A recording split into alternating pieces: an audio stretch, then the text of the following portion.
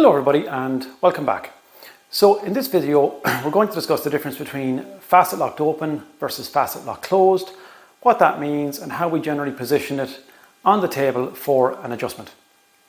So what is a facet locked open versus facet locked closed? Simply a facet that is open that stays open, and a facet closed is one that closed that stays closed. So one of the principles that I like to use is transverse process down, or rotated TP down, in relation to treating this. And I'll show you an example in a moment as to what that means. So generally speaking, a flexion lesion or ease of movement in flexion means it wants to open, and I'll show you what that means here. So if we have a flexion lesion, we have a facet that wants to open one side and doesn't want to close, so we're locked open. So that would be in flexion versus extension. So we could be stuck on one side, for example, and it flexes but it won't extend. So we need to decide, is it locked open or locked closed, and how do we treat that? Extension is where it closes and it doesn't want to open. So generally speaking, we need to open the closed facet and we need to close the opened facets. Okay, so if I was to describe, slightly cornerways here, if we were to describe this as a type 2 lesion that is flexed, side bent one direction, and rotated the same direction. If I hold that position, we can actually see how one facet is closed and one facet is respectively open.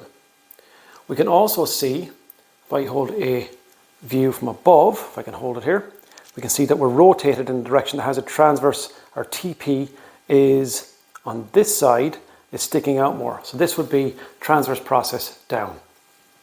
So what we do is, if I have a side bent and rotated in the same position, we have the open facet on the bottom, the closed facet on the top, if we have it rotated side down.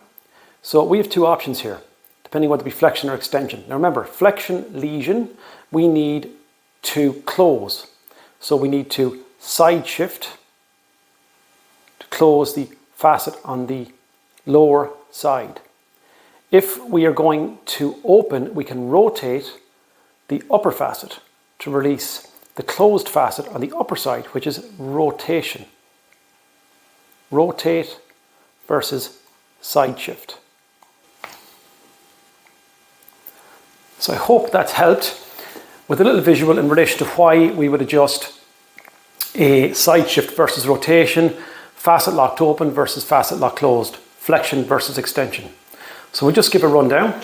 So flexion lesion is locked open, and that determines that we use a side shift adjustment if transverse process is down. And here we have facet locked closed, which is an extension lesion or ease of movement in extension.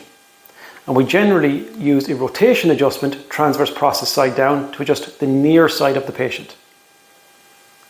In the next video, we're just going to demonstrate how we would set up for that on a lower lumbar segment.